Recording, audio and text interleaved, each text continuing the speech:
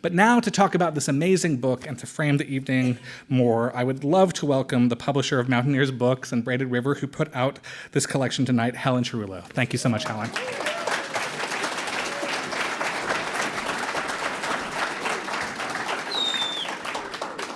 Thank you so much, and thanks everyone for coming out tonight. Books matter, and books can change the world. I believe this with all my heart, and that's why I'm here tonight. My name is Helen Cerullo. I'm the publisher of Mountaineers Books and publisher of Braided River. It's the conservation imprint of the Mountaineers organization.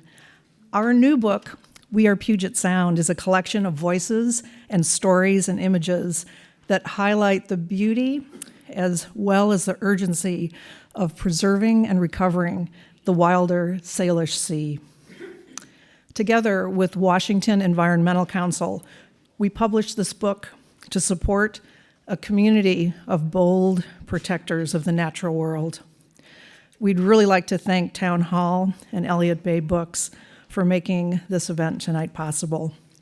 We'd also like to thank the many individuals, businesses, and nonprofits who helped support the making of We Are Puget Sound and subsequent community events like this one. Thank you to the dozens of organizations that are sharing information at the tables in the area, and I hope you can take some time to check out their work. I'd also like to thank the many contributors to the book. Many of you are here tonight, including numerous well-known Northwest photographers whose beautiful images bring the Salish Sea to life. Since Mountaineers Books started dedicating efforts to conservation and advocacy books in the early 2000s through our nonprofit Braided River imprint, we've partnered with scores of grassroots groups throughout North America to drive public policy decisions that have helped to protect millions of acres of public land. And this is land that all Americans own. Books can bring wild places to life and inspire action. We were honored when Mindy Roberts and her colleague, David Workman, and Brian Waltz approached us with their bold ideas to tell powerful stories through words and images to protect and restore Puget Sound. They said they wanted a Braided River book and the media and the community events that the release of a new book can support. So you can imagine what a pleasure it is for me to both introduce the book to you as well as introduce my treasured colleague and publishing partner, Mindy Roberts. Mindy joined Washington Environmental Council 3 years ago to lead the People for Puget Sound program. She told me her passion was clean water for everyone. She wanted to work for an organization where her heart and her skills as a scientist could make a difference. How perfect. Washington Environmental Council's mission is to protect, restore, and sustain Washington's environment for all. Her previous experiences helped identify sources of pollution in Washington waters, streams, rivers, lakes, and Puget Sound, as well as develop management actions to clean it up. She earned environmental engineering degrees from University of California, Berkeley, MIT Woods Hole Oceanographic Institution, and a PhD from the University of Washington. Through working with her on this book, I also discovered how genuine and adept she is at engaging partners and thinking creatively about how to express both the beauty as well as the threats and potential solutions to the Salish Sea she dearly loves. Please join me in welcoming Mindy Roberts.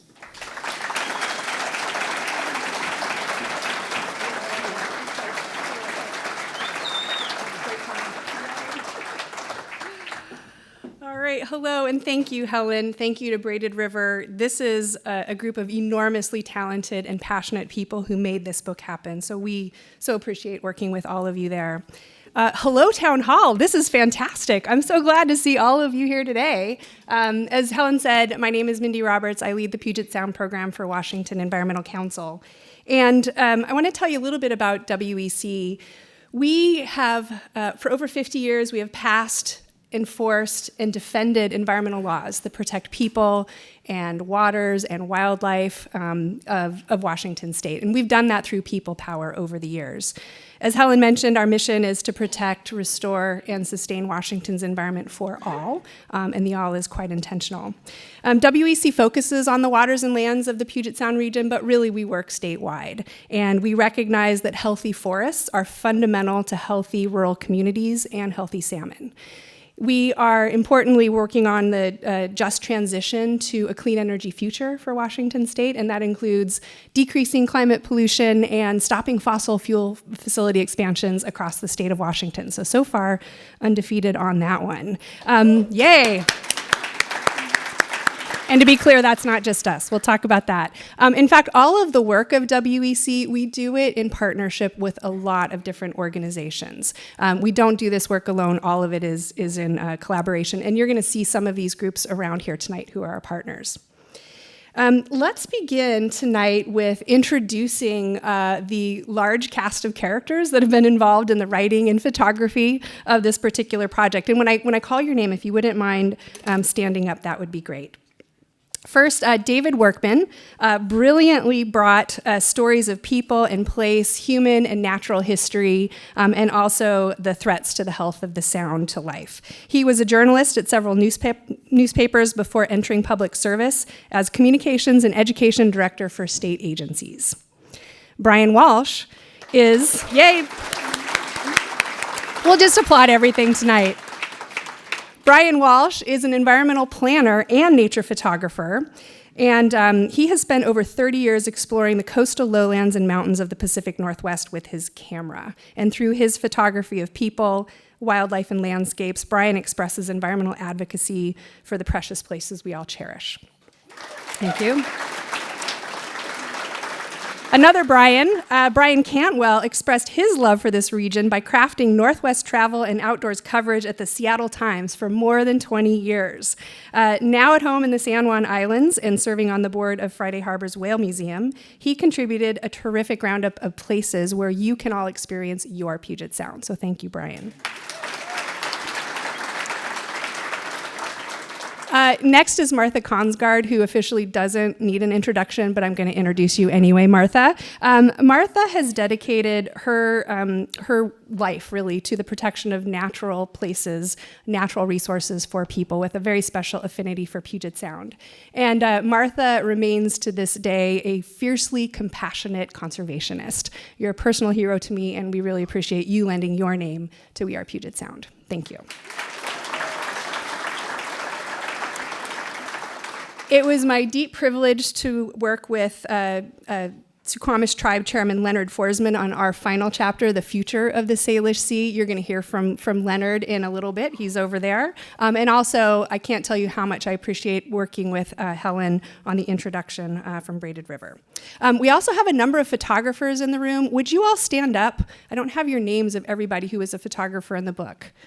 There's John, I know you're out there. There you are. Okay, thank you. The amazing photography, that's what really brings these images to life. So thank you, Brian.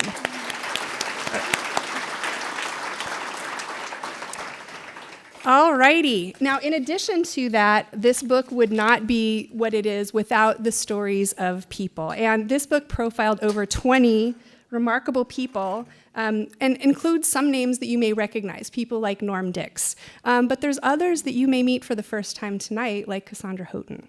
Their stories and what they're doing in their communities, honestly, that's what gives me hope. And that's what makes me believe that, yes, we absolutely can restore Puget Sound. And when I see these folks working in their communities, they are leading their own communities to a better future. So if you're one of the people profiled in the book, would you all mind standing up? I know several of you are around here as well. All right, thank you. These are leaders.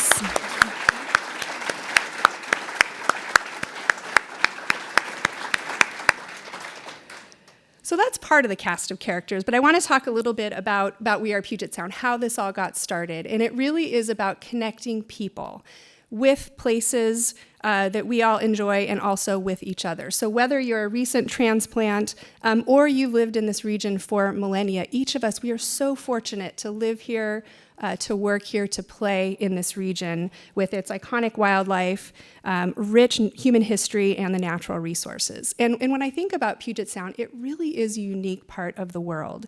And part of that is because we still have these threads of natural systems that support us. They support us and they support wildlife. But those threads are fraying. And that was the message we wanted to bring to people. And that we got no better reminder than last summer when the orca mother Tahlequah carried her calf around the Salish Sea. She reminded all of us of those fraying threads. So we're now in a moment of time where it's our decisions in the next couple years that are going to set the future for what future generations are going to experience. And in the introduction, Helen and I lay out a series of questions. One of them is, will we reverse the stunning declines of salmon in our region, and the salmon that sustained people and sustained orcas as well? Will we address toxic pollution that is accumulating in the bodies of orcas and in the bodies of people as well?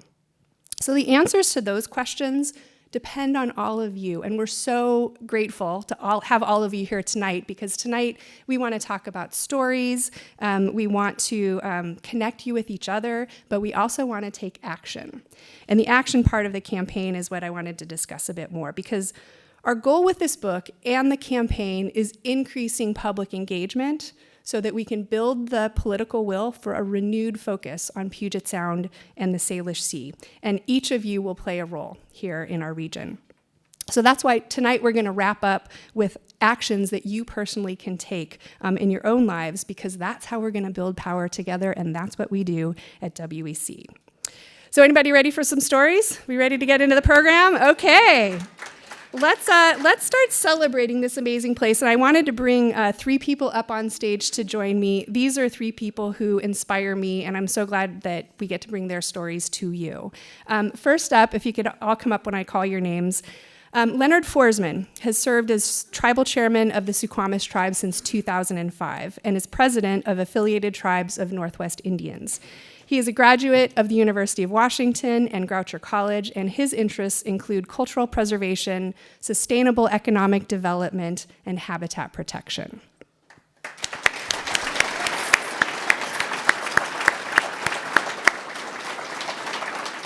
Next is Les Purce, and Les is president emeritus of the Evergreen State College, where he served for over 15 years. Les hails from Idaho, where he was the first Black elected official in the state. He served on the city council and later as the mayor of Pocatello. Recently, Les co-chaired the Orca Recovery Task Force with Stephanie Solene, and he's also a musician and a reader of poetry. So I'm hopeful.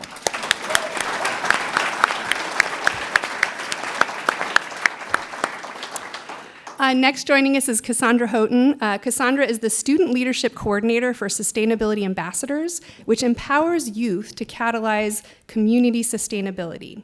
And she feels a strong sense of responsibility to dedicate her life to helping people and the planet. Cassandra is a 2017 graduate. We got some greeners up on the stage with us. Of Evergreen State College, where she studied ecology and sustainable systems. So we're going to be talking on stage tonight. Thank you, Cassandra. We're going to be talking a bit on stage tonight, but as we're speaking, please be thinking about questions. These are 3 remarkable people, and I think you're going to have some questions for them. Meantime, we're going to start some images to play behind me.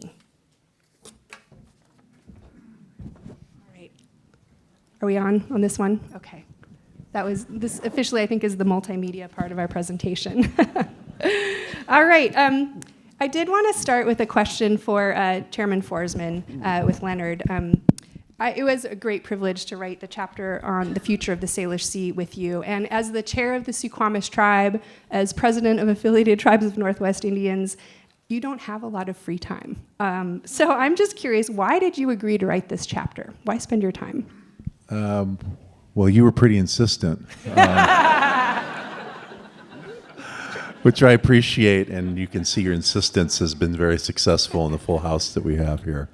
I just felt like we're all in this together, and if we can get the information out to as many people as we can that live here or are coming here, that we need to learn each other's values, and we really need to educate people about the rights of the tribes as treaty rights. So when our people, our ancestors signed the Treaty of Point Elliott in 1855, they had an expectation that they continue to fish and hunt and gather just as they had for centuries before that, and felt like the United States and Governor Stevens made that promise. And we as tribal leaders that descend from them feel an accountability and an obligation to make sure that happens. And so we've been very active in engaging with government and with communities and with organizations such as yours to try to get that to happen. And of course we have a long way to go, but we feel that we can't achieve no net loss or maybe some gain in habitat in Puget Sound without engaging the public, because we all have impacts on Puget Sound, and there's things that can be done, and we hope that through this publication that we can honor our respective commitments that we made to each other and our ancestors made to each other, and really work on being the sentinels, the people who keep an eye on, make sure that we are trying to do the right thing. And these are the value systems that I inherited, and as we move forward, hopefully we can learn from each other. So we need everybody. So this book is out there to educate not only the people in this room, but everybody around us, and I look forward to that happening in the future. Great, thank you. And as we were having some of our earliest discussions, this goes back maybe 2 years now, you shared a number of stories about your own personal connection to Puget Sound. And one of them, I recall, was a very poignant trip across the Sound, returning Suquamish tribe artifacts from the Burke Museum. Could you talk about that a little bit tonight? Yeah, I can talk a little bit about that. I don't want to, Les has been our person, the co-chair of the Orca Task Force, so this may pre-stage a little bit of what he'll be talking about. But anyway, I worked at West Point Treatment Plant as an archaeologist in 1992, and I had a kind of a experience there being so close to our ancestors and the people from the other tribes that were engaged in that, from Muckleshoot and Tulalip and Suquamish, and so I had a powerful experience there that changed my life. And so some years, quite a few years past that, it's in the early, right around 2015, I believe it was, many years later, I went back to that place for a meeting because we were talking about the future of West Point and some work that we were doing there intertribally. And so we went up and visited that. So it's kind of a flashback for me. Well, Suquamish is known for Old Man House, which is the winter village where Chief Seattle grew up, and his father helped build with Chief Kitsap. So this place has been it's on the Suquamish Reservation on Agate Pass. Many maybe been down to the park before, and it's where the name of the Suquamish people comes from. So when the tribe got that state park returned to us in 2005, when I first became chairman. As becoming the new owners of our winter house, we were. So it's something a little. Thank you for catching the irony of that. We received the artifacts that belonged to that place that were excavated over a number of different excavations, and the Burke Museum been holding those for the state parks. But since we became the new owners, it transferred over to us. So as I left that meeting, it came down to catch the ferry. I was getting out of my car and I looked, and there was a Burke Museum van on the ferry. And I said, "Oh, that's right, the Burke's bringing the artifacts back from Old Man House today." And so I saw a few of them. "Oh yeah, I'll see you over there," and saw a few people that I knew from the Burke who I'd worked with. In fact, Laura Phillips worked at the West Point Treatment Plant herself, and she still works at the Burke Museum. And so anyway, And King 5 was there to kind of document this transfer of this material back to us. And then as we were kind of, getting ourselves settled on the ferry, the skipper gets on there and says, "Oh, if you'll look out on the port side of the ferry, you'll see some of the orca whales are out there in the Puget Sound today." And so we all looked out, and they were just all around us. And they followed that ferry all the way over to Bainbridge. And usually they make a quick appearance, and then they're out fishing somewhere, But they just were there with us. And so I got a call from the Associated Press because they'd picked up the story. And I said, well, they were escorting our artifacts back to the old man house. There's no question about it that they were there for us. And that got on the wire, and the rest is history. And so it's part of our oral history now, that was the connection that we had between the southern resident killer whales, Suquamish tribe, and the old man house in Chief Seattle, and that timeless connection that we have to our landscape. Great, thank you. And Les, along those lines, you co-chaired Governor Inslee's Orca Recovery Task Force after retiring from Evergreen. And during that process, I know I personally witnessed your incredible leadership and your passion. Recognize this is a unique moment in time when so many people are worried about the future of the orcas. So again, even in retirement, you're a very busy man. You're hard to find sometimes, but why would you volunteer your very precious time to co-chair the Orca Recovery Task Force? Well, so much of my life, from a very early age as an adult, has been involved and been engaged in public affairs because it was a value that my mother and father gave all of us kids. I come from the high plains deserts of Idaho, Pocatello, and I came of age at a time when Senator Frank Church from Idaho, an extraordinary leader in this country, was engaged in some very fundamental and important issues. In my mid-20s, I had the privilege of traveling with him when he ran for president, and after that, seeing him skillfully manage the reality of the river of no return wilderness area in Idaho, the Frank Church Wilderness area, and setting a standard for what could be done in regard to protecting our Mother Earth. And it shaped so much of my thinking, not because he was able to do that, but because as an outdoorsman, I had the opportunity to spend time and continue to spend time in those very special areas. And I learned early on there that it really does make a difference if you are able to cause change that makes the world and the earth better. I experienced it in drift boats, on the shores, in the mountains, without motor vehicles, with the pure air and the animal and the wildlife. It taught me from an early age with his extraordinary skills that it is possible to make a difference. And I have been blessed by having the opportunity to do that in a most powerful way. And that is as an educator.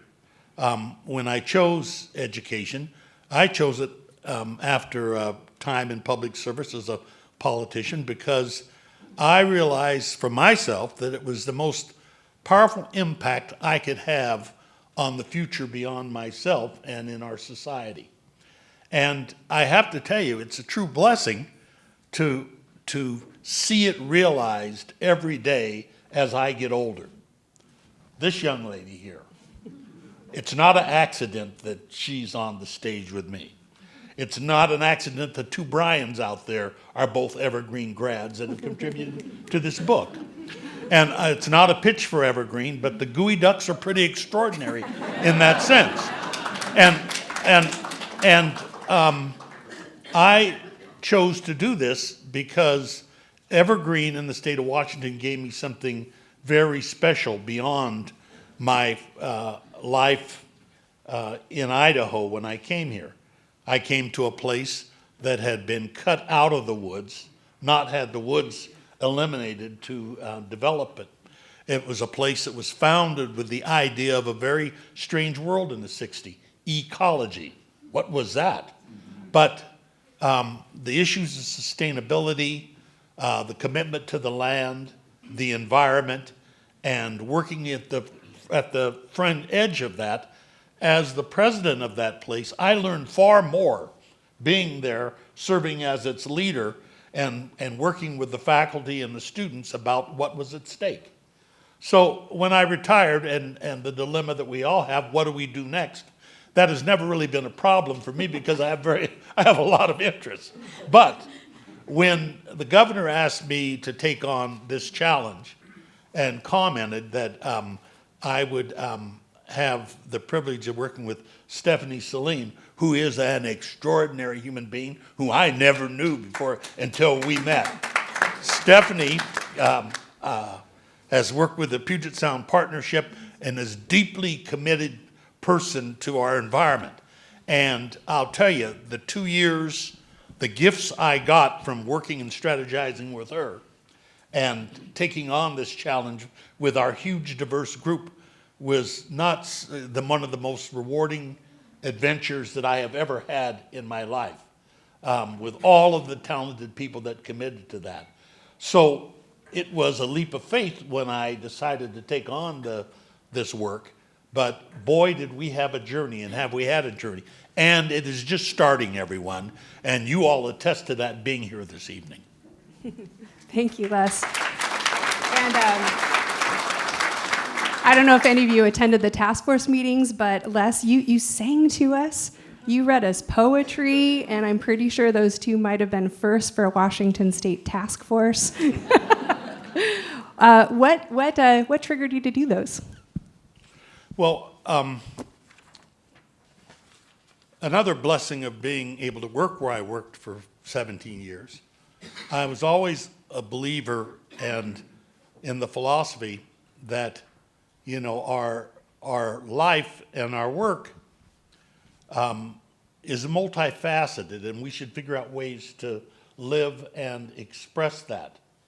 And Evergreen allowed me the space to be able to do that, to be able to use my love of stories and music, those areas of which I have long been in love with, to tie that to the academic and the educational interests that I had.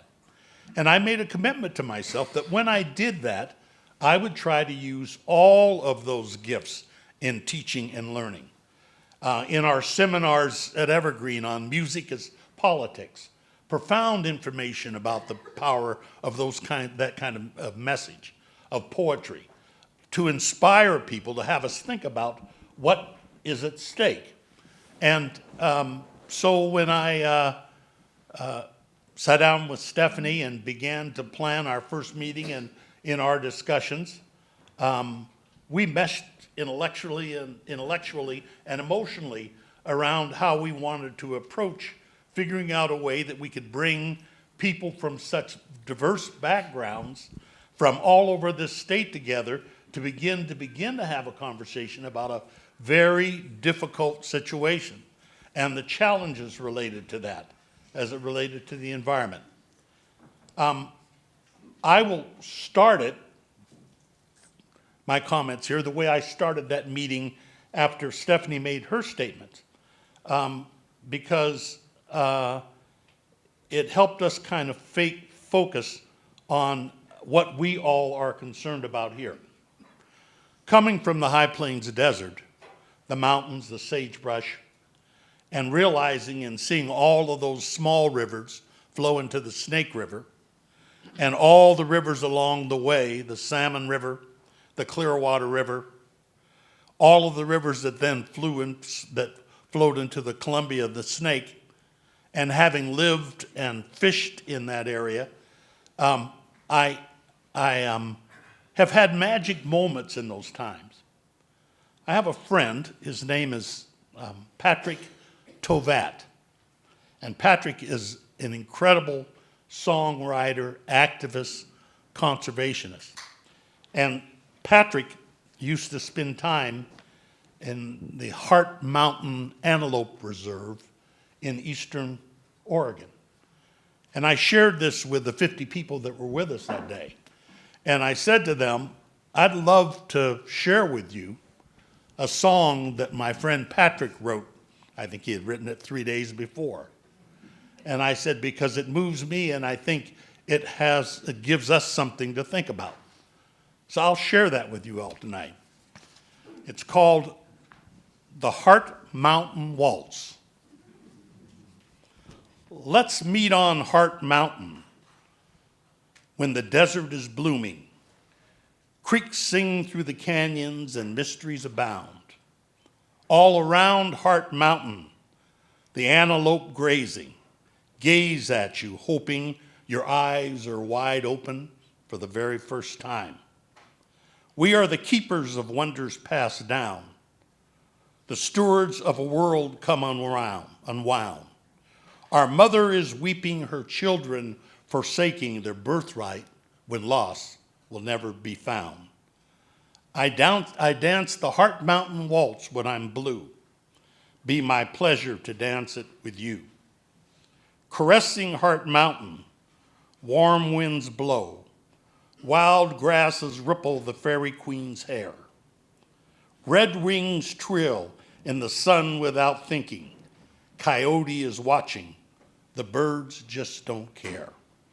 We are the keepers of wonders passed down, the stewards of a world come unwound. Our mother is weeping her children forsaking, a birthright when lost will never be found. Looking for horses that have never been sold, eating dust off a long washboard road. Sparrowhawks flutter in the hot desert wind, sing stories will never be told. We are the keepers of wonders passed down, the stewards of a world come unwound. Our mother is weeping her children forsaking, a birthright when lost will never be found. I dance the Heart Mountain Waltz when I'm blue. Be my pleasure to dance it with you. Night on Heart Mountain, big owls go hunting. Mice dig each atom as old as the stars. When you leave Heart Mountain, take the wild places with you, not in your pocket, but alive in your heart. We are the keepers of wonders passed down, the stewards of a world come unwound. Our mother is weeping, her children forsaking, a birthright when lost will never be found. I sing the Heart Mountain Waltz when I'm blue. Be my pleasure to dance it with you. Isn't that beautiful?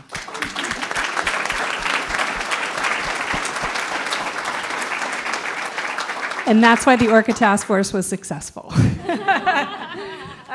And Cassandra, I first heard your story when author David Workman was sharing ideas with Brian Walsh and me as we were brainstorming people, stories to feature in the book. And can you tell us a little bit about your connection with Puget Sound? What are the places that draw you in personally, and why do they matter to you? So I'm a transplant, not a true Washingtonian.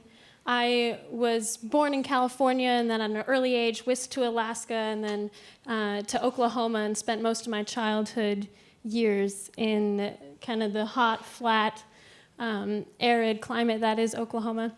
I like to think climate change has nothing on me, at least personally. I can take any of the temperatures. And when I moved here at the age of 12, I remember my first moment driving over the I-90 bridge over Lake Washington. It was my first time ever being on a bridge floating over the water. And looking out at the clouds, at the hillsides, I just thought, how is this real? How is this even, not a painting that someone just painted on the wall, because it's so beautiful. And at the same time, when I moved here, I started learning a lot more about environmental issues and environmental degradation. And when I lived in Oklahoma, I had volunteered with recycling, so I knew about recycling. But when I moved to the Puget Sound and I really saw the environmental landscape, I saw the forests and fell in love with the mossy soils and fell in love with the stories of salmon and their ancient history and relationship with the native peoples. When I grew up in Oklahoma, in 4th grade, we did a play on the land run. In the play, we acted out the taking of native people's land, but it wasn't really shared. That part of the history wasn't really shared. It wasn't until I went to local museums with my mom that I heard the Trail of Tears and the history of this land run that was celebrated in my 4th grade play was actually the destruction of people and of a culture. And then when I moved here to the Pacific Northwest and started falling in love with the landscape, I also started falling in love with the stories of native tribes and native peoples who had lived here for thousands of years and who sustained themselves healthily, happily off the forest. When I was 12, 13, and I fell in love with this beautiful landscape, I also was heartbroken by the destruction. And as many angsty teenagers do, I hated people. And I kind of thought we all deserved what we were facing because we were just being so disrespectful to our natural world.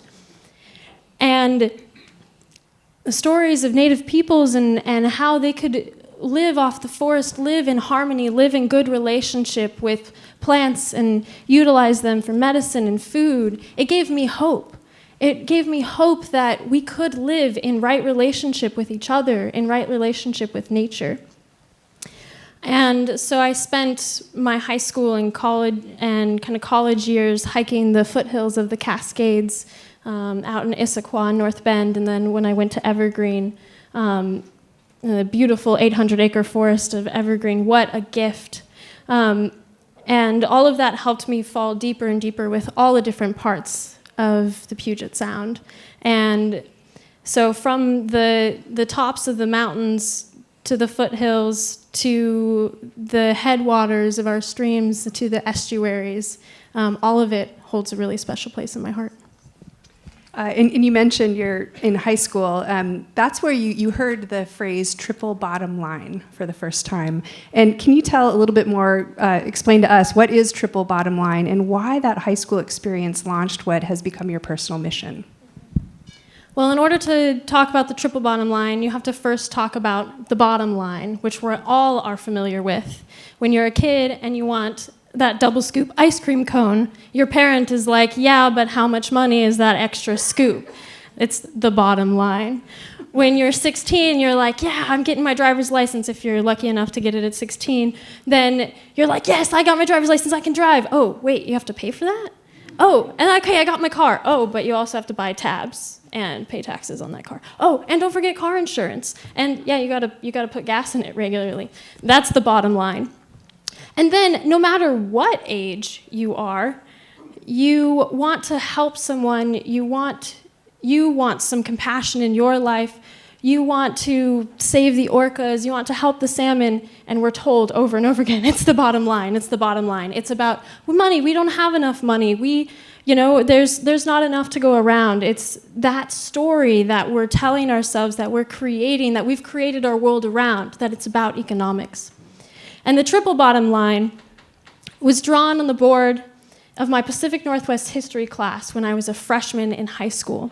And it changed my world because I grew up in a world of the bottom line, of watching this and watching people over and over again choosing economics over human well-being, choosing economics over our environmental health. And the triple bottom line gave me a perspective that, oh, well, it's okay. People are supposed to be choosing economics. That's important. It's how we get our resources. But the problem is that we're not balancing it with our basic needs as humans. We are focusing so much on economic driving, go faster, move faster, build and grow, that we're forgetting that we're here to exist as humans, and we eat and breathe, and we need clean air, and we need fresh food, and we need that food to be distributed in a way that everyone can access it.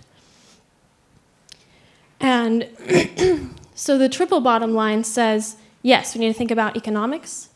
We also need to think about human well-being. We need to think about equity, or we need to think about society.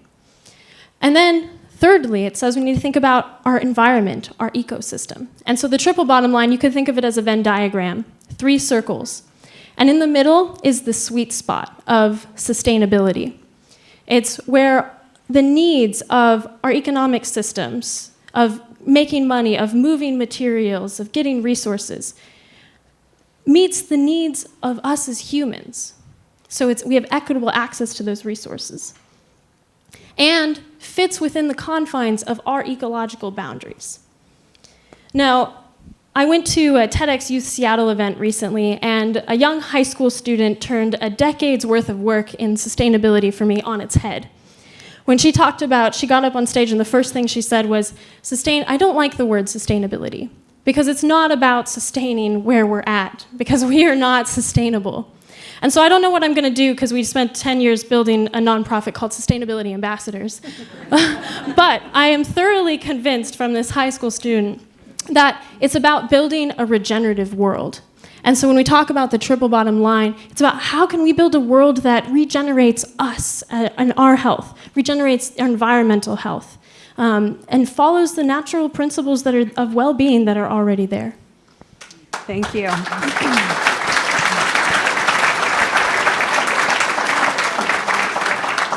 And a question for Leonard. The tribe is an economic developer, and you mentioned you're interested in sustainable economic development. What does that mean from a business perspective here in the Puget Sound region? Well, it does create some interesting scenarios for the tribe, because we are the largest employer, not the largest, one of the 4th largest employers in the county of Kitsap, and so we have a obligation to invest in our future, and we have a lot of needs, healthcare, law enforcement, all the things that local governments have. We have, and then we also have our treaty rights, so protection that we do. So we try to balance those things with how we grow, and it can be challenging because it's more expensive to be a responsible business operator in this area. And there was an example of when we built our casino and we expanded it, and we had to put in a new stormwater treatment system for our casino in the parking lot that was there. And their question was, well, do you want to put a stormwater system that meets state standards or exceeds state standards? And the one that meets state standards at the time was a lot cheaper than the one that exceeds. And there was a debate going on. Why should we have to put ourselves higher up than everybody else? And we said, no, well, we have to set a standard. So we went with the much more expensive facility. And so we've had to make decisions like that we try to set an example for. And it oftentimes will put us through permitting processes as well. And when we built our community dock, we went through a permitting process, and our dock was not for one waterfront house on a single lot. It was for the whole community, and is open to everybody to use. So we felt like this was important, even though it would have an impact. We wanted to do something that was important for everybody, and it was funny because we've been on the other sides of those issues as well.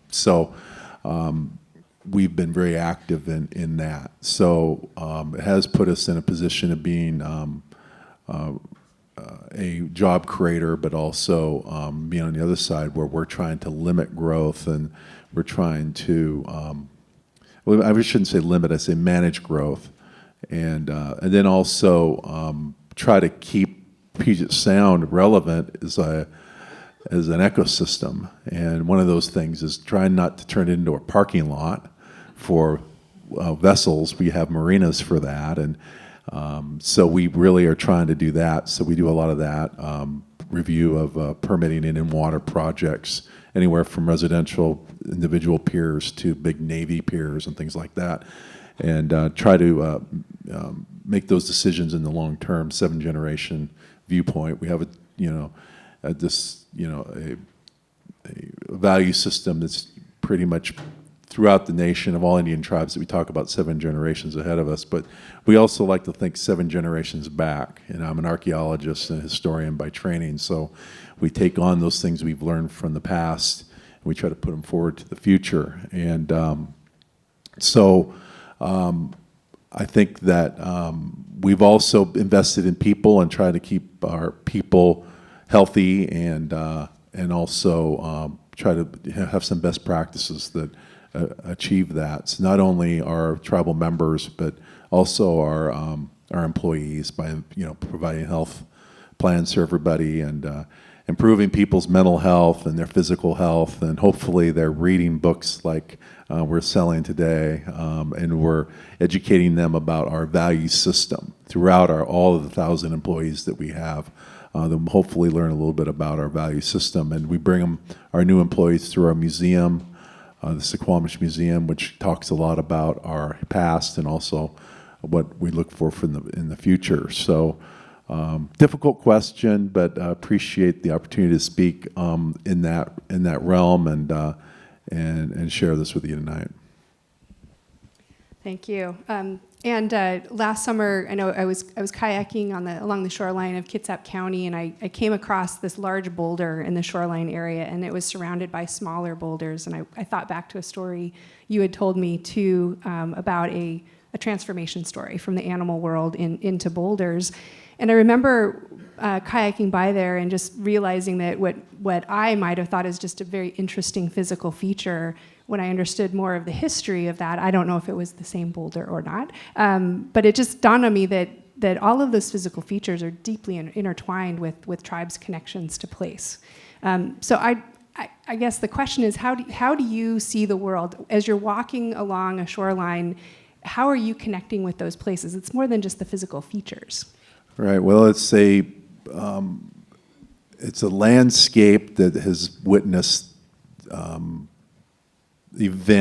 ancient events over time. So all of us here have had experiences with the landscape that will pass on to later generations. And I think about Canoe Journey and all the events that I've been pulling on Canoe Journey since 2004, and now there's places that are important to the tribe where we've landed or had events occur that are going to be imprinted on there. So the relationship between the people and the landscaper is one that's was nearly severed by the assimilation process that occurred right after we signed the treaty, because the United States didn't intend to live up to their promises, because they felt like we can make all these promises and guarantees to the tribes, but by the time we retire, they'll all be assimilated and they'll forget who they were. But that didn't happen.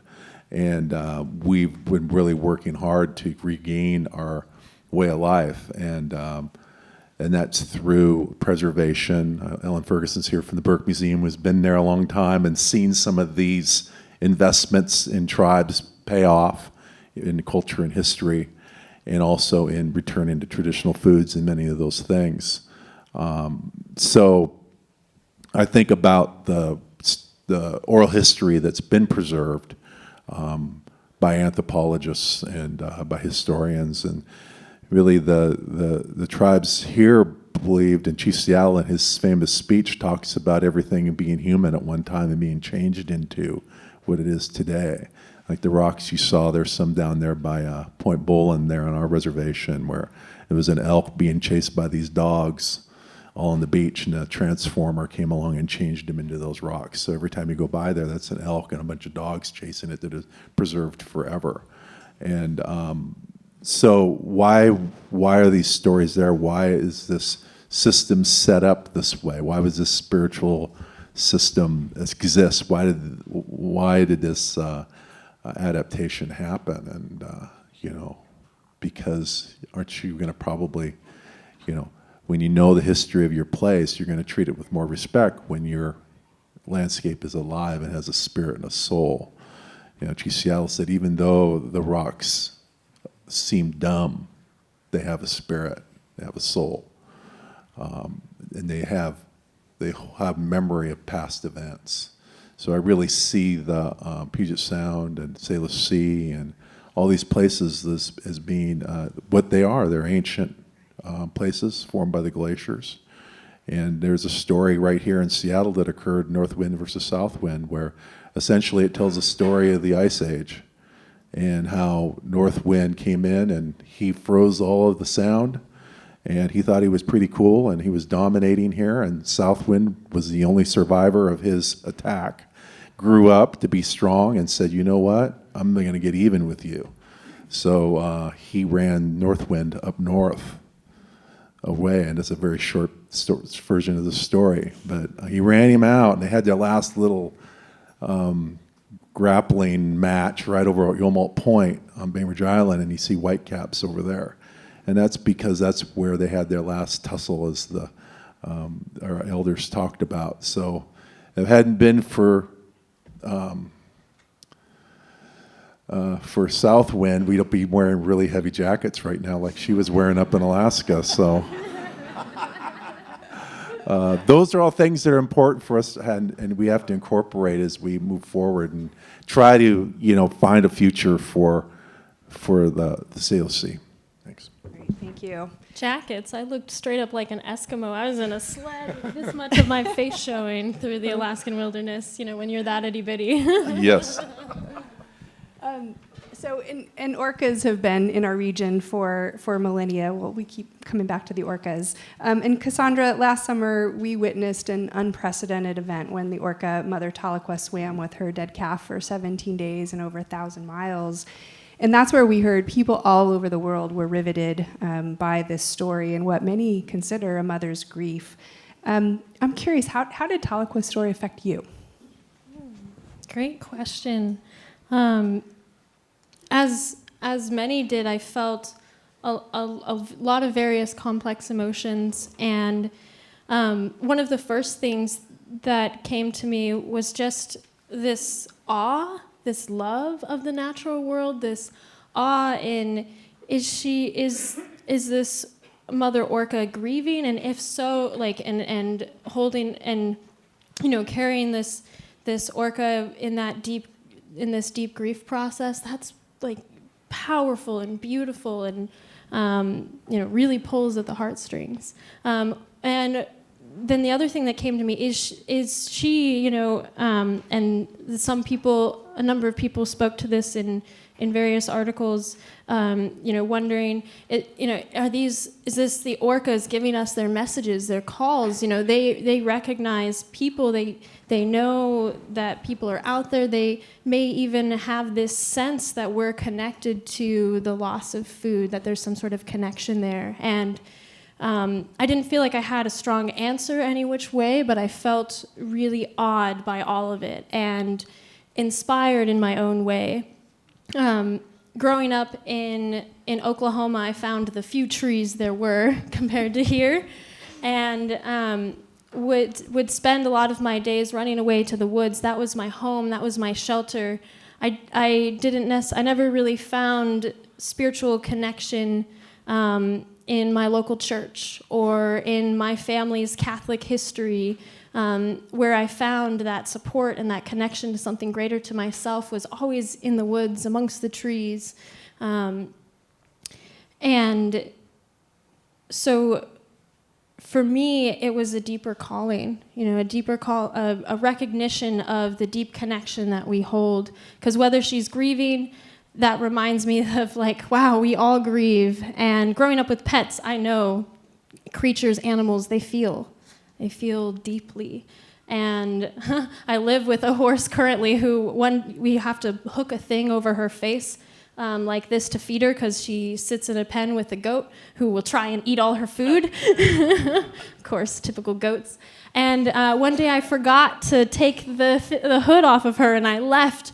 And I didn't realize I did it, but I came back, and that goat and that horse came running up to the gate at me, and they were clearly visibly mad. And I found the evidence of the thing that I had forgotten to take off. And so animals, they have deep feelings. And so for me, and if it was a sign from the orcas of hey, help us, we're all in this together. either way, it was a reminder to keep doing the work that we're doing and to keep finding that right relationship with the world around us. Thanks, and no orcas in Oklahoma that we know of. So Aless, a question for you. Like Cassandra, like me, you moved here from elsewhere, and your story in the book talks about a connection you had with the Nisqually Delta as you were in the Army ROTC as a cadet at Fort Lewis. Can you tell us a little bit more about your connection either in the Nisqually Delta or maybe someplace else that has drawn you in? Yeah. It's a funny thing about the power of that place. In '68, when a handful of us cadets during the Vietnam War were on our way to the Olympia Brewery for after a 6-week lockup in camp and our first outing, we dropped down into Nisqually Delta, and it just took my breath away. It was so beautiful and different from anything that I had ever seen before as it went out into the Sound. And as the estuary flowed out, I just never forgot it. And when I first came back in 1989 to go to work at Evergreen as a vice president, I was staying with a friend in Tacoma, and I came from the south through Olympia and dropped off into the Delta again, and immediately, it was just like an immediate realization that this is the place that I was at in 1968. It was one of the most powerful things, and since then, that connection and the South Sound, my connection with that area has become richer and richer in that appreciation. I've had the privilege of sailing in one program in particular, probably 10 years ago, at Evergreen called Boats Ashore was what it was classified. It was one of the boats that we'd built at the institution, and we'd have classes with 15 students that would sail for a quarter on one of the boats. And this particular year, the faculty member, this is amazing, had somehow done the research to get the notes of Peter Puget when he first sailed into the South Sound. And the work on the boat in that quarter was for the boat to sail through the South Sound, and in the evening we'd read from the notes in the places where Peter Puget had been as he sailed down through Anderson and around Nisqually and down into the Eld Inlet and Bud Bay and Skookum on the other side, and each of these places.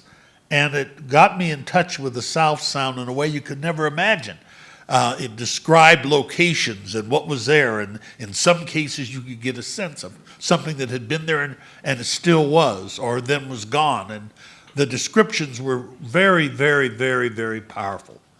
And it really connected me with the Sound. I was raised a fisherman, and I have spent a lot of time out on the waters just cruising and dodging the shallow areas and finding the deep ones and seeing the changes over the years as it relates to the salmon.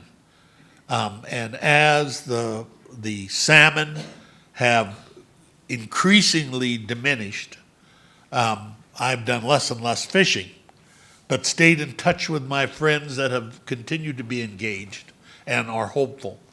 And you can begin to see the changes that are good and the changes that are problematic in the Sound as we face the issues in regard to population growth and those effects on the water, both the people on the water and in the communities as they begin to grow.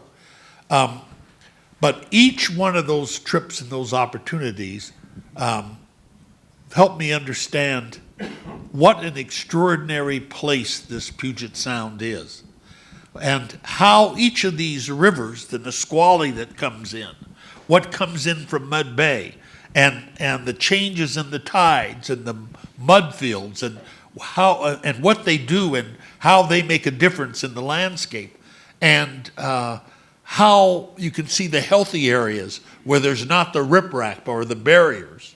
And in this last 2 years, having seen those things before that, and then having had the opportunity to learn so much this year from so many people that are knowledgeable about our ecosystems and the effect on the sound, it's just deepened my appreciation and my love for this place, and I have to say, my commitment to its health as well.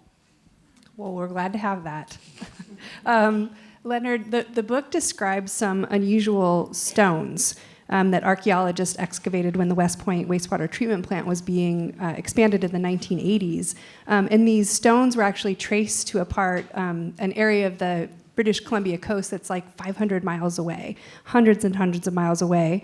And they were carved into lip piercings, but the carving was actually done over 3,000 years ago. So right here in our backyard were stones that came from hundreds of miles away and over 3,000 years ago, and that was a reminder of some of the distances that tribes have traveled over time and connecting with each other.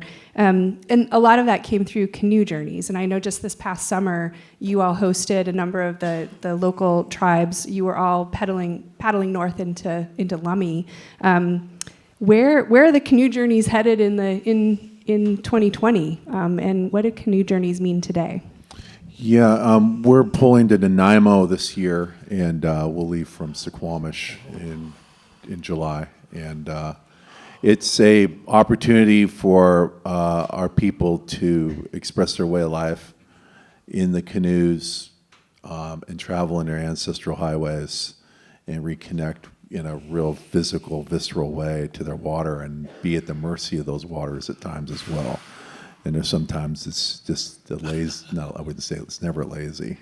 It's an easy stroll through the calm waters, and other times it can be very, very challenging. And so I see that this will continue, and I think that there's a couple things that I'd like to just say is that when I first started working in our museum and our archives, and like once again I was coming back to the Burke Museum again, is when I was at the University of Washington, go Dogs. We were trying to get our museum established, and we didn't have a lot of artifacts, and there weren't a lot of people out there that were making our traditional materials and our traditional tools, and whether it be canoe paddles or baskets or cedar hats or cedar vests, all these were museum pieces, and now they're very common. And there's hundreds of people now that are engaged in gathering and making these things, and it's all because of Canoe Journey. So I really see a lot of hope in that the young people are engaged, and they're seeing the water in real time and experiencing the tides and also understanding more about its fragility as well. And so we look forward to pulling on this journey and having that Salish Sea connection, because there is no border out there on the water, and we really look forward to engaging with the First Nations people, and it's created even more stronger political connections where we've worked together. We've actually went up and testified in front of the Canadian government in opposition to some of the fossil fuel export facilities that are being proposed in British Columbia, and partnered with the people from First Nations, because these things have impacts on both sides of the border. And so we see Canoe Journey as part of not only a cultural exchange, but also an exchange of values, and emphasizing the importance of our traditional foods in a safe way for us to continue to harvest them and have those when we celebrate. And it's so important that when we host, that we can have these big seafood feasts in Suquamish when we host, and we have crab and salmon and clams and oysters and all those things, and it's edible for one, and it's available for two. So thank you for the work that everybody around here has been doing, because we have made some progress in that we're still able to harvest some of these things. Salmon, of course, are endangered, but we continue to try to work together to have a future for those ways of life. Thanks. And unfortunately, during this past summer's Canoe Journey, at the time, a wastewater treatment plant malfunctioned and human sewage discharged into the sound. And at the time, authorities closed beaches around King County and across the water in Kitsap as well. Yet I watched the canoes from the tribes paddle through the region that had been closed. So just curious, did you know that that had happened? And if that was the case, why did the canoes continue through the closed waters? Well, we found out about it as they were arriving in Suquamish, and so I was in the water, and I heard about it from our communications department spokesperson.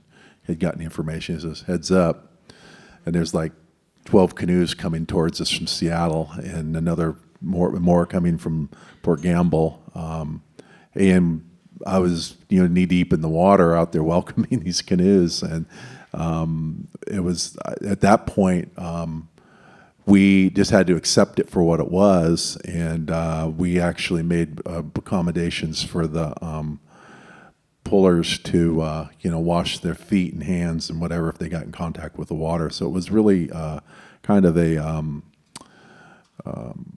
difficult thing for us as hosts to have to deal with, and we're not very happy about the timing of that. But all these things happen for a reason, and we just hope that King County can try to work harder and trying to prevent these things from happening again. Thanks. And Cassandra, that's an area that you champion, is cleaning up pollution, including what people can do personally. And I think it's important for all of us to remember that our population is expected to double by 2070. And by that time, you'll be maybe 75 years old. Why do you think it's important to be thinking about those times now and thinking about wastewater for the future, stormwater, transportation, infrastructure? How do you think about these now in terms of responsibilities to future generations? Well, I like to think 7 generations in the past first, which is some of our past generations, well-meaning, trying to figure out what the heck do we do with our crap, literally, have set up some systems that don't work, that actually create more problems. We've set up systems where we poop in the most beautiful, crystalline, clear water in the world, and then we flush it down the toilet, and then it's sent through a bunch of pipes, which then are these intensive pipe systems that we have to figure out how to maintain over time. And if there's a natural disaster, they could get broken and they could leak.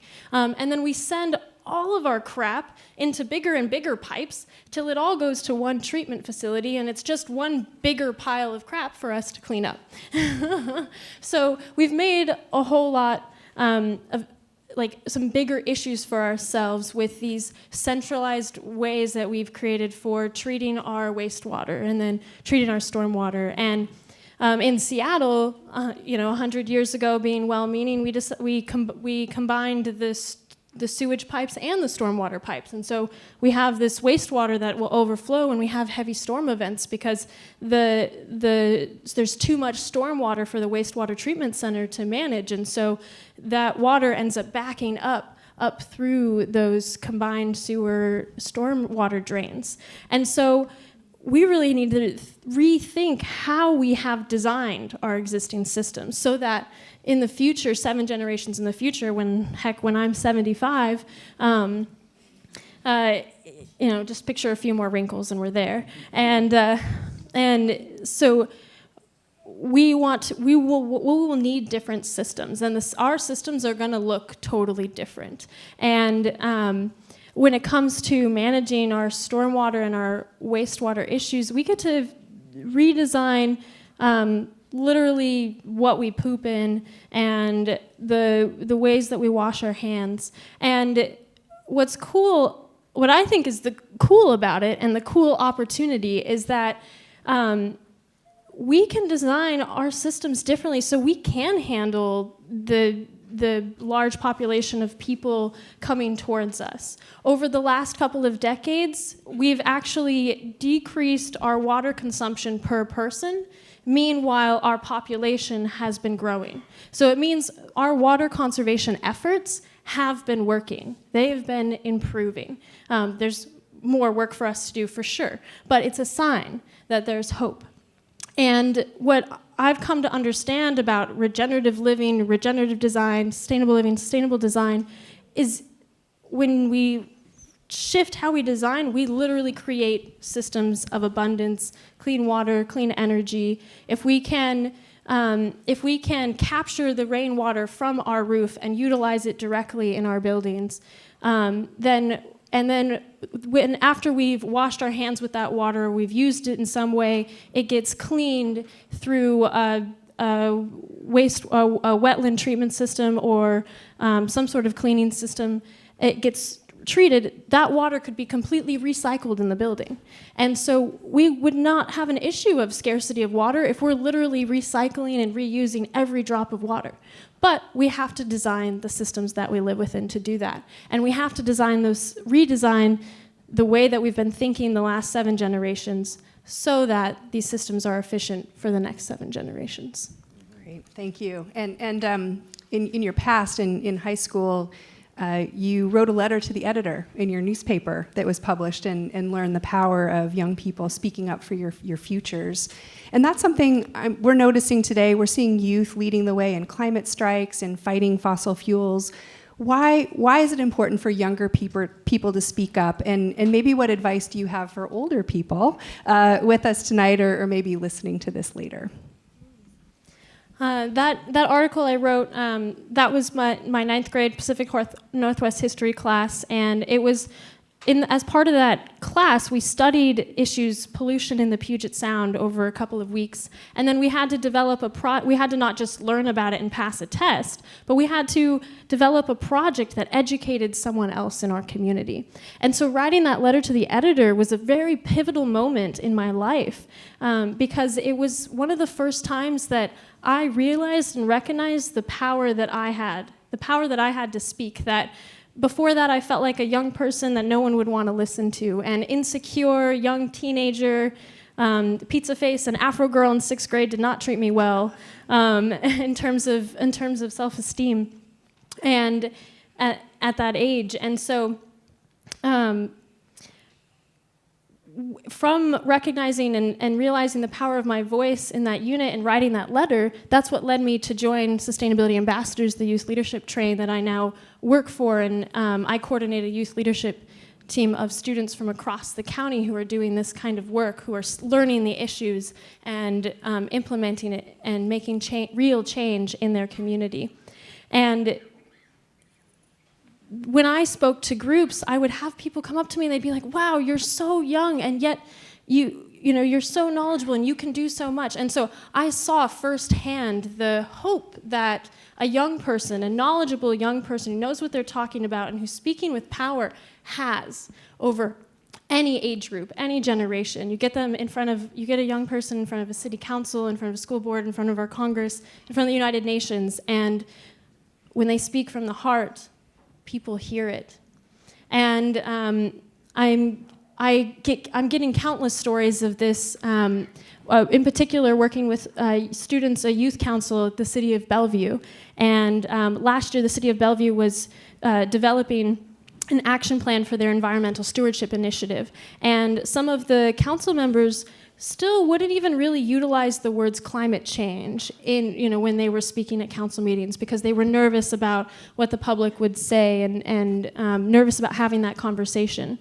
And People for Climate Action, a local citizens group, was working hard to change that. But they were mostly older people, older generations who were like, hey, we care. But the older generation speaking to the older generation, one old fart to another, you just have a lot of deaf ears. And so we worked with them, and some of these young students who were saying, hey, I want to make a change, they went and they spoke just for 3 minutes at their city council meeting.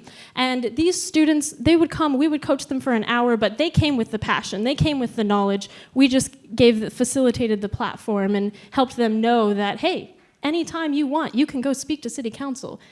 Public appearance, it's an option for you. And after these students spoke, the People for Climate Action, the older members who had been going to council meeting after council meeting, they said, the council spoke differently after that. The council was utilizing the word climate change, the council was quoting the students, and after that, the council allocated thousands more dollars to their environmental stewardship plan than we originally thought.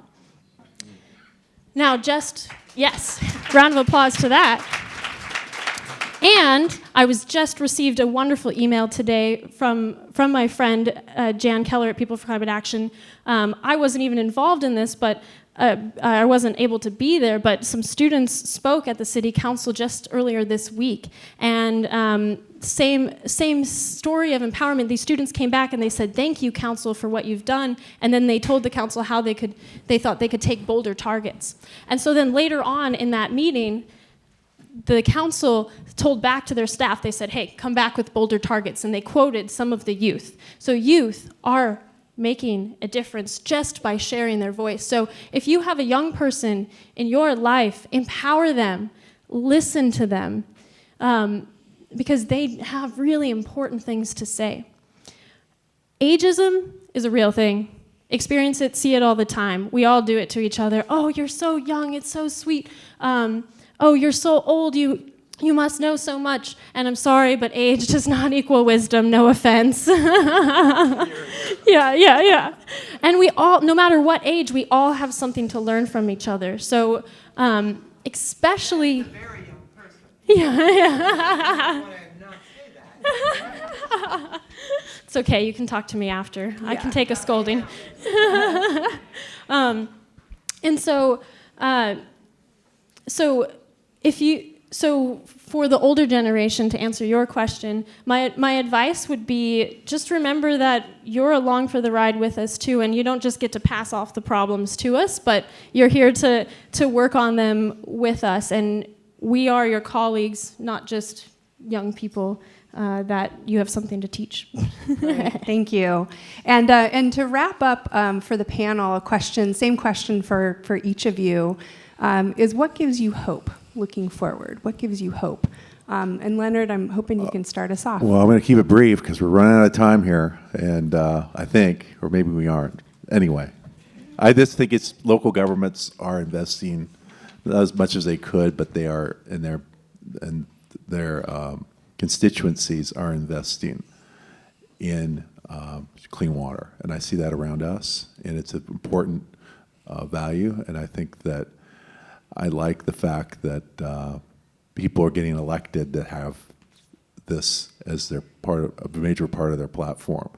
So the fact is that the commitment is popular, and I think that's important, and it gives me some hope. Great.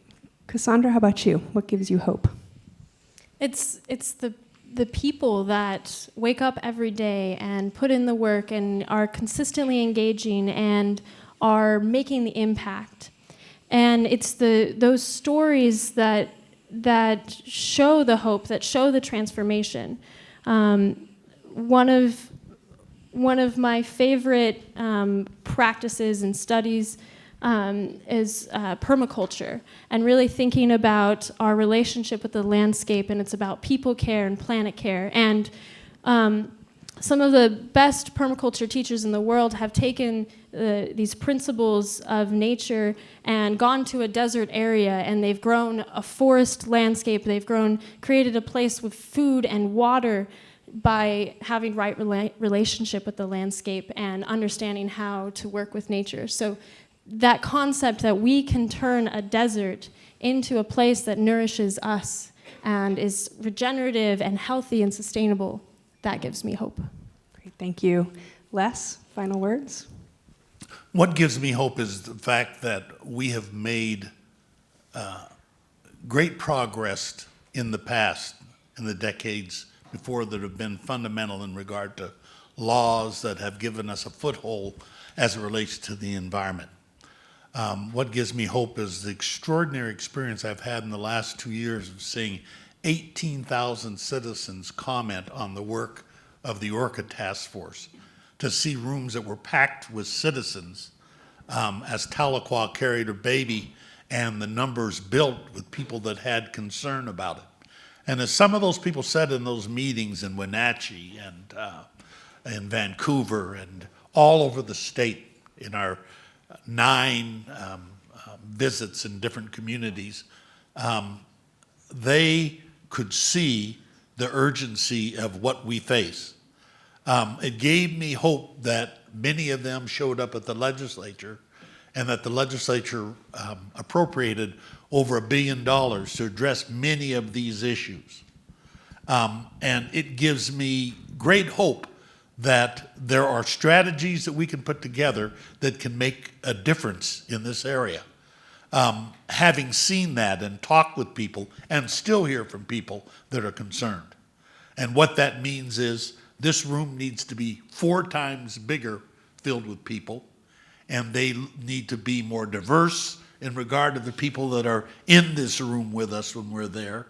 And it's not just the young people. They're essential because they're the ones that are going to experience this thing, and they have the energy to make things happen.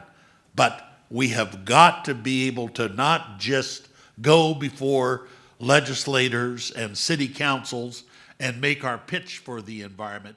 We have to have people sitting there that get it and can make those kind of decisions. It's way more fundamental than that, everyone. But it gives me hope, given the concerns that people have shared over this last 2 years with me and Stephanie and all these members that served on this in this task force with us, that we can do that. But what is going to be required is way beyond what we thought even a year ago. Because when there are people that fundamentally question the thoughts or the ideas about science and its validity, when everything we have, that is the strength that we have to be able to make the changes in our ecosystem, have to be founded in science and the knowledge that makes a difference in regard to the health of this earth, we have to also take on those strategies to ensure that we combat this urge to negate those kinds of things. So there are a lot of things but that have to be addressed, and they are moving quickly. But I have faith that we have people, because I've seen them in this state in this last year, and I'm very hopeful about that. Thank you. Let's thank our panelists. We can have you stay there. We're going to ask our panelists to stay up here, and as we, before we begin Q&A, we did want to spend a few minutes talking about what you can do for Puget Sound and the communities and wildlife that depend on improving its health. We Are Puget Sound is both a book and a campaign, so I wanted to talk a little bit about the book title, because the we in the We Are Puget Sound is actually all of you. I don't know if you figured that out yet. But the we part of it is we're at a generational crossroads. We're at a point where we're facing these societal decisions where, as I said at the beginning, how we proceed will influence what future generations experience. And so as we talk about, Chairman Forsman and I talked about our visions for the future, we both want the same things for the future. We want thriving communities and salmon runs and orcas as well. And that's where we realize we cannot do this alone. So that's where all of you come in. And we worked with 20 community leaders to identify 10 actions that people can take to help recover the lands and waters of the Sound. And you can go to our website at wearepugetsound.org to find out more about these. But we're rolling out these comments in these campaign actions in 2020, and you'll get a little bit more information on each one. But tonight we wanted to talk about number 6, which is supporting organizations that work for change. There are dozens, if not hundreds, of organizations that are working on some aspect of Puget Sound recovery. And these include community groups building rain gardens in businesses and in schools, regional, statewide organizations that are working on habitat policy or enforcing our clean water laws, on up to national and international conservation organizations that are fighting federal rollbacks that benefit corporations over the people and wildlife that environmental regulations are supposed to protect. And this suite of organizations uses a variety of tools in this way. So on our website at wearepugetsound.org, if you hit Take Action, it lists a number of organizations, and we invite you to look through those. We have several organizations that are here tonight tabling. Please go chat with them as well. I have a request for everyone. That is, We all have organizations that we have supported for many years, and I know for me, it was some larger organizations that have the capacity to send you mailers and tell you more about them. There are smaller organizations that don't have that capacity. So my request is for every large organization that you support now with your volunteer hours or with your financial support, find at least one small organization as well. These small organizations are boots on the ground in their communities, and they make a huge, huge difference. So again, for the folks who are tabling tonight, please go visit them before you go tonight, because by helping these organizations fulfill their missions, that's how you're going to help all of us contribute to Puget Sound and Salish Sea recovery. All right, so I think we are ready for questions, and I'm a little blinded here. If people have questions, there's microphones on both sides. It looks like we've got the first question here. Please. Okay. So, is this mic not working? Can we take a couple of the wireless ones? Okay. Thank you. Michael? Yeah. You can step out. Okay. Well, I scoped out my spot. Okay, I just want to, give you a little bit of background on myself. I worked for NOAA's Emergency Response Division as a contractor for 4 years on oil spill risk assessment and created an oil spill risk assessment tool for them. And then I went to graduate school and worked on the organophosphate pesticide exposure on chinook salmon populations within 4 watersheds. So yes, I'm an expert on all 3 causes of orca decline around here: pollutants, chinook salmon loss, and vessel traffic noise. So I just applied for ecology this morning, and what can we do about vessel traffic issues?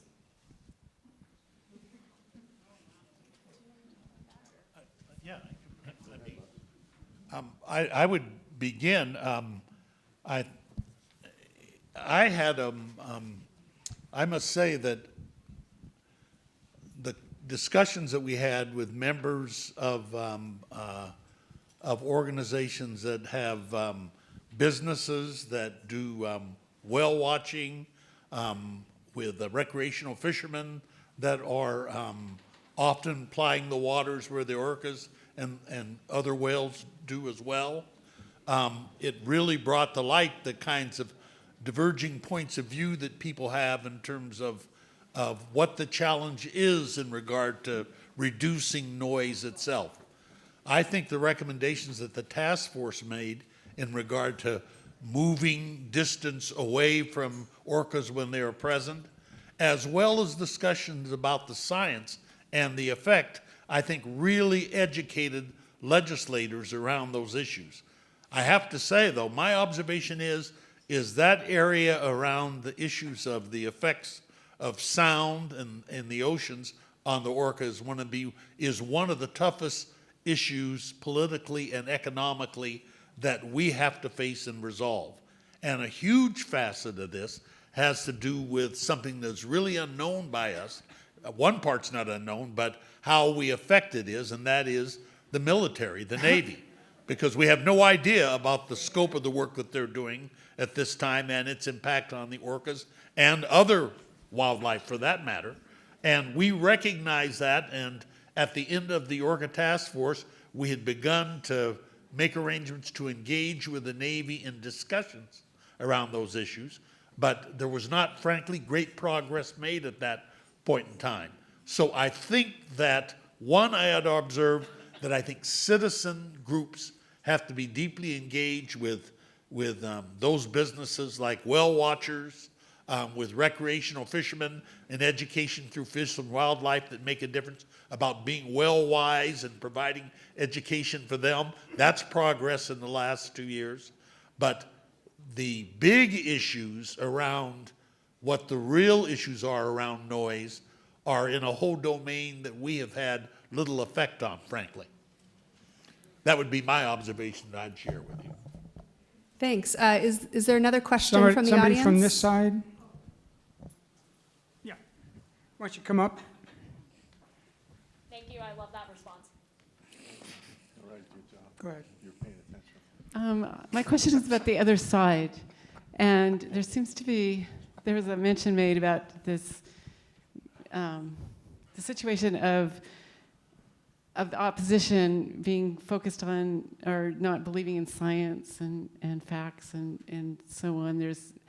And I was wondering if there's any ideas about how to reach that other side. I've been trying to make alliances with people who tend to vote the opposite way from me. And I'm finding that it's kind of a willful ignorance, and it's hard to figure out how to get them, because a lot of times they want the same outcome. They just don't believe in the strategy. And they don't trust big systems. And so I'm just wondering if there's some ideas out there to bring more people in, because it seems like a lot of times it was mentioned that we've made so much progress under the law.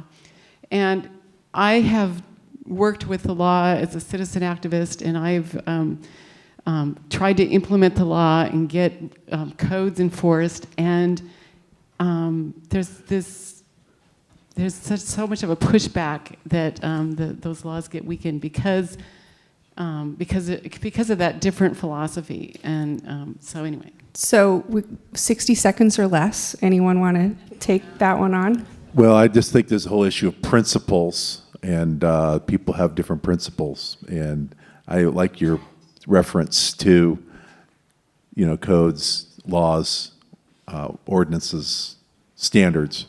And sometimes you'll hear from industry that they can't meet them. And it's interesting because they talk a lot about regulation, and they'll talk about maritime industries, and they'll say, what's your biggest concern? Regulation. And a lot of those regulations are difficult for them to meet and make a profit. So, but what I think that's important for us to think about is that it only takes one, bad experience for a whole group to turn their back on us. So if we have a regulation that's not relevant and it seems like a victory for us, we got to make sure that we think through those and not try to get something that they can't meet. I just believe that internally, because this is something that I probably am not one of the few tribal leaders that will speak this way. But we've got to find a place where industry, tribes, environmental groups can trust each other, because that's the issue I think is missing, is just there's this lack of trust. Then there's a lot of ghost stories we have about each other. And when we get together and really talk these things through, they're going to find out that we aren't as scary as they think, and they're not as scary as we think, and that we need to kind of come together in that way. Great, thank you. I would love to add one more thing Yep. to that. One quick thing. Yeah. We're running out of time here. And finding the common language, finding, like, when we're talking about climate change, we're talking about human health and well-being. We're talking about improving, we are talking about saving money. We're talking about creating greater security for humans and greater health and access to food. So talk about the things that people care about. The city of Portland, they've been driving really amazing carbon reductions over the last decade, and they said a key part of that strategy was not necessarily using the word climate change and carbon reductions, but human health and food access, and it accomplished the same goal. So whenever we're talking to each other, finding that common language. Great. Well, thank you so much. If you didn't get your question answered, we'll stick around. Let's give our panelists another round of applause. So, by way of wrap up, we do have a raffle tonight, so one lucky person is going to get our free copy here and go see Rain afterwards at the WEC table. So let's see if we've got number 390538. 538. Okay, you got to go fast. I'm going to read the next one.